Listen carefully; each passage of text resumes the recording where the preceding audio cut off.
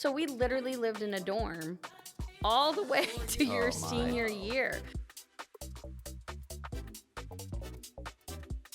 Welcome to episode 3 of season 2 of the Voice of Generation Now video podcast. My name is Owen Smith. I'm so glad to be here with you today. First up, before I introduce our special guest, I want to introduce our lovely audience. One is very excited. The other is also very excited, but knitting. They're very far apart.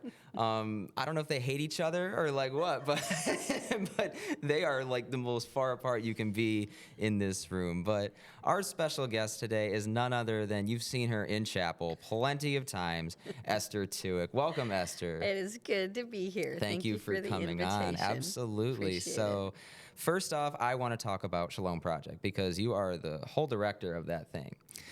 Talk about, if people haven't been paying attention in chapel or just don't know what it's about, talk about Shalom Project, like what it is and what you guys do. Yeah, you know what?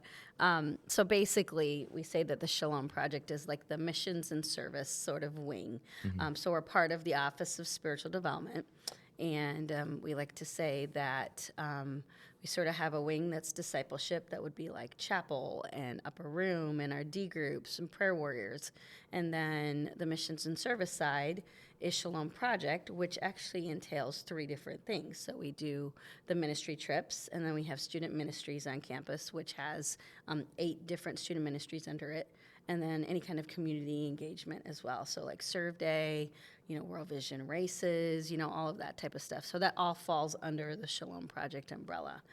So really it's just all about how do we serve and be missional in our community and around the world. It's really what it entails. Awesome. So talk about like the different kind of groups you have, because I know there's kingdom builders. I know there's a lot of stuff like that. So let me go into detail about that. Okay. So I always try to do this. I actually have an intern staff, and one of them who oversees the student ministries, which is a part of it. She always tries to do it alphabetically so she can remember them all. So I'm going to try to do that, see if I can remember them. But so we have a group called Beyond Bars, and they basically do work with the juvenile system. And so right now they do a combination of both supporting our local law enforcement officers as well as teen court. So that's a way to just engage in our community with that. I forgot the A one, which is Aspire Mentoring, which walks alongside Youth for Christ in the City Life Center. So they get to go into our local junior high and middle schools and really partner and do one-on-one mentoring with students that are there. And then we have, I might not be able to do this alphabetically, but I'll just see what I can remember. But we have Clay to Crown, which is our student ministry that partners with the local Pregnancy Resource Center.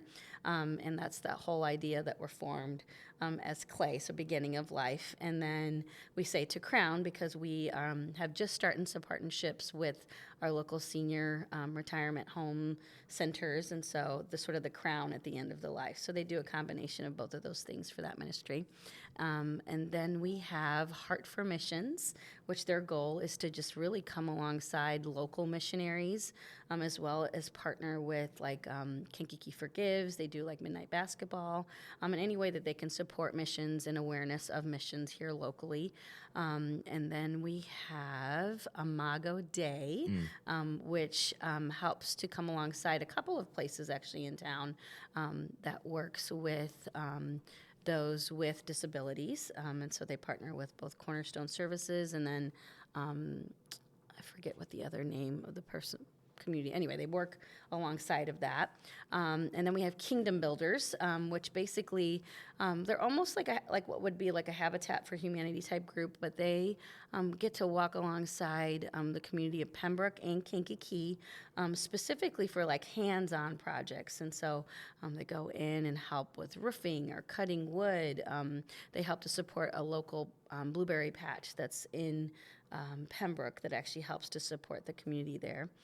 I'm trying to remember which one. I'm going to forget one of them. It's a lot to remember. Like there is. I think I hit 6. I don't know. Was anyone keeping track of it? I was not. Someone's going to feel really bad that I forget. Oh, Manna. Manna is our ministry. It's our homeless outreach ministry. So they partner with the Salvation Army, and they go out into the city of Kankakee and provide a canteen food truck, actually, and give out and get to really just build relationships with those that may be displaced or don't have homes, or maybe don't have resources right now that affords them to be able to provide food for their families. And so it's just a resource for that. So it's just amazing. It's great. They're all led by 2 students of Olivet, and so it consists of a council of about 16 students that lead those ministries. And so it's an amazing way for our Olivet community to just jump in and really be the hands and feet of Jesus right here. So yeah, that's just the student ministries part. Yeah. That's a lot to remember. Like, holy smokes. I feel like I just forgot whoa. one. So now I'm going to have to go back in my brain and It's go, gonna wait bother a minute. you Yes, now. it is. All right. Well, that's awesome. So maybe talk about now like some ministry trips you've Yeah. done, some maybe like interesting places that you've gone, or maybe some powerful moments you've had. Yeah. The way that we do ministry trips here at Olivet is just, it's beautiful. I love it. I got to step into something called the Shalom Project. Someone else obviously established it, but we've been able to really, one of our main goals is that we partner with ministry partners, and they become long-term relationships, and that's our goal. So some of the locations that we go to, teams from Olivet have been going for years. And it's beautiful because what we've seen, this is one of the most amazing things that we've seen, is that we see students that have gone, and sometimes like later down the road, they end up joining them on staff. We have someone who went to school and actually went to the Papua New Guinea medical mission trip. That's one of the places with me. It's a 2-day journey. They go and they work alongside the Nazarene Kujip Hospital in Papua New Guinea. And they went as a student, came back, went to med school, finished what they needed to, and then they're back in Papua New Guinea serving. And so we've had quite a few students that have gone on mission trips and then ended up like joining different areas of ministry all around the world. So some of the places that we get to go to this year, we have 9 trips this year. We have 6 that go on spring break, and then 3 that go over the summer. The summer trips are a little bit longer, obviously, because they have a little more time. Right. So our locations are, there's a few. So for spring break, we do 2 domestic, which is great. We get to go to Kentucky, Appalachia, Kentucky, and then we get to go to Cactus, Texas. Wow. And partner alongside a Compassionate Nazarene Ministry Center there. And then this year we're going to Ecuador, Nicaragua, the Dominican Republic, and Honduras. So those are the 6 for spring break. And then over summer break, we're going back to Tanzania, which we've done for multiple years in a row, Papua New Guinea, and then this year the media mission trip is going to be going to Guatemala. So just amazing and beautiful ways to step in to see. Really, we say that the reason why we do these ministry trips is to really to learn, listen, and love. And so we know that God has been at work in all of these places for so long. And the beauty of it is that we just get to go and come alongside and say, hey, we'd love to serve and partner with you in whatever way that they would need. But the beauty part is that we get to build relationships with our ministry partners and really just see how God is at work. So That's beautiful. Yeah. It's awesome. It's awesome how God works in ways like that. It's pretty so incredible. Great. It's so great. I think one of the most beautiful things that I've seen with our ministry trips specifically is really what happens to in the hearts of our teams. Yes. There's this amazing bond that's formed. We talk a lot about discipleship, here, and being discipled. And we have all of our trips are led by 2 faculty and staff members that volunteer their time to lead the trip. And there's just this organic discipleship that happens when you are together for 24 hours a day. And it's just community that's built. So there's groups of, not in a lot of spaces, it's hard to bring people from all these different groups. And all of a sudden you're put on this team together, and maybe someone that you've never even spent time with, and all of a sudden you get to go somewhere and be with them, and you get to know about each other, you learn about each other. And so I think that there's a beauty in that just in itself about being on a team together, and getting to go serve and be together and learn together.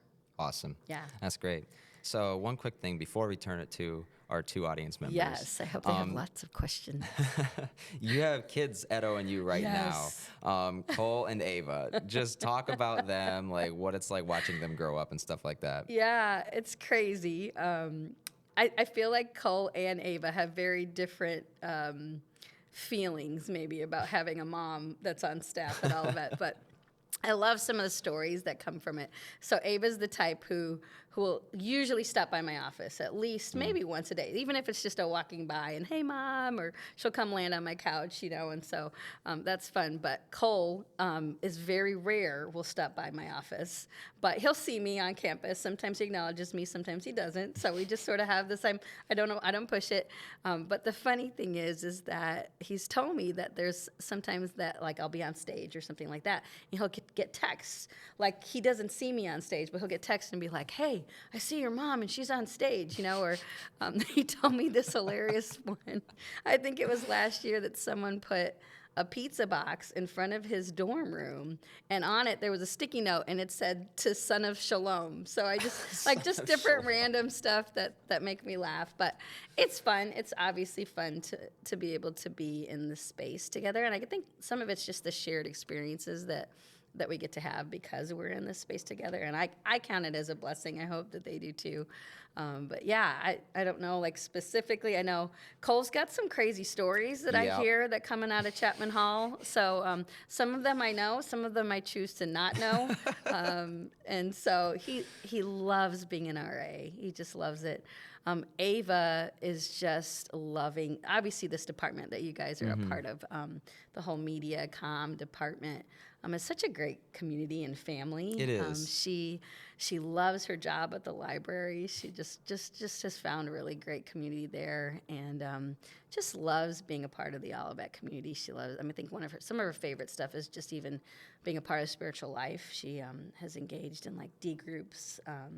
And is leading one of those. So it's just neat to see both of their journeys at Olivet look very different, but really neat to see how God just continues to orchestrate their steps. So, and I just get to sit back and watch. So You're just the mom saying, like, all right, have fun, y'all. Yeah, and then we have two other ones at home that think that they should be on campus and want to be on campus every chance that they get. So it's just sort of funny. They want to be at every Life at Olivet event. They think it's like, the part coolest of their thing right, ever. yes, to be here. So That's so cool. It's fun. It's good. All right, it is about time we turn it over to our lovely audience members. If you guys have a question for Mrs. Tueck, go for it. One is too busy knitting. She's not interested. There we go. Marissa's got a question. All right. Yay. Hey. Do you have a favorite place to go for a mission? Ooh, that's a hard one. So I haven't been to all the locations yet. So it's my goal as director, obviously, to go visit the different places that we've been to. I can't say that I have a favorite because every single one, there's this beauty. I would say the most beautiful part of it is the people that I've met while I've been there. So the staff, especially, that are either leading the church or the ministry there, has been my favorite part of it. I know I'm sort of copping out on that, but really, truly, I can't say that there's been one that's, like, got my heart more than others, because I feel like the beauty of the people that I get to meet when I'm going or when I get to go alongside a team is really my most favorite part. So each one has different beauty to it. And so I can't say that I have a favorite. It's per so hard se. to pick just one. It really is. Being a Shalom project director, obviously it's the teams that we get to be in here. But as a personal experience, I guess, even from prior to becoming the Shalom project director, I was able to go on missions a few times. My husband and I served in Greece for 2 years. Actually, when Cole and Ava were 2 and a baby, we went overseas for 2 years and lived in Thessaloniki, Greece, which is, Thessalonians in the Bible. And that was just a beautiful missions experience. You get to walk alongside of a church and help a young adults group there and a youth group there, just establish that with the church and then hand it off to lay leaders there. So I would say maybe that would be maybe a favorite, I guess, if you had to say, but that was sort of prior to but when it comes to missions, I would say that's probably one that sort of stands out. We were there for 2 years, so it seemed like it was a longer experience. So yeah, awesome. Good question. I would love to know if you're planning on doing one at some point. I've thought about it, but I haven't made like a solid decision. What year are you? I'm a sophomore. Oh, you got plenty of time. Yes, yay. We always say pray about it. Yeah, exactly. Who knows where God's going to lead you, so If you're called, you'll know. Yeah. That's the one thing. And the big thing we always say is you don't have to go on a ministry trip to be engaged in missions. Like, missions are right outside of our door every single day. It's true. And so that's something that we really emphasize. We do training, and how we go and why we go is a big part of it, but a big part of it is just open your eyes and live missionally right here. You don't just go somewhere and then do missions. It's literally like, it should be a part of our everyday lives. So, yay. I hope to see you on one someday. Yeah. All right, next question. There we go. Sydney. I would like to know, what are the maybe top 3 largest changes or biggest changes you've seen on Olivet since you've been here? Oh my goodness. Top That's 3. a big one, top 3. Okay, Ludwig's got to be one of them. Especially the downstairs, like the web, like it was the red room when I was here. And then like it was all of our mailboxes, like we had mailboxes because obviously we got snail mail. So it was like all the walls, that's like that whole wall where like the conference room, like the Viatorian room and stuff they were all mailboxes, and so then the red room was all like this little, it looked like this old, I probably even explained it, but it was like this dark, like mood lighting, like, and then these old like wooden booths, and it was all red, and it just had a crazy feel. It was great. It was fun. So I would say the red room's a big one. Trying to think. Even Centennial Chapel. I feel like because we did chapel in Chalfant, and so just the chapel. That's crazy. Yeah. So we were all in Chalfant back then. So I think that's a big change. Just being in that space in Centennial is a big one. And then I'm trying to think what the other big change would be. Obviously, the rec. There was nothing like that. We had like Burchard, and they had, obviously Mackay was open, but the rec's the rec. So I feel like that's a big, like a huge addition since I've been here. So like the 3 biggest things were 2 large buildings. Yes, they weren't even here, right? Yeah, totally. Oh, and then I feel like this is a big one that, like, when I talk to other students too, we didn't have any apartment living, none. So we lived on campus, unless you had married, like you were married and you had married housing. So we literally lived in a dorm all the way to your senior year. So, I was like freshman year in Williams and then 3 years in McLean. So you're living in a dorm room your senior year, which... Can I just say, y'all are like blessed to have apartment living. That's all I have to say. Yeah. I've never heard that part. Yes. Yeah. So but there wasn't apartments. There was grad housing, but like all of the grand apartment, we didn't have that back then. They were all like community housing or whatever. Yeah. That one I didn't know. Yeah. Strat, Old Oaks, none of those. We didn't have that. It was just dorms. So everyone lived in dorms, which is interesting, though. I do think the whole like getting to know each other. Yeah. That was because you did You're forced to. You were forced to because you were in dorms for 3 years. By your senior year, you were like, get me out. Yeah, get me out of a dorm. But but there's something to be said about the community that was built because of it. So so that's a big one too. Okay. I know. Good question. I honestly don't know how I feel about living in a dorm senior year. It was crazy. Yeah. It was crazy. I was really good friends with my roommates, and so, but by the time you're your senior, you're done with dorm living. So but we didn't know any different either. Right. So it was a norm for us. I think we have one last question to send us off. Marissa's back. You've got another one, Marissa? I do. Do you have a favorite Life at Olivet event that they throw? Ooh, good question. Like right now or back when I was in school? Either one. Oh, okay. That's a hard one.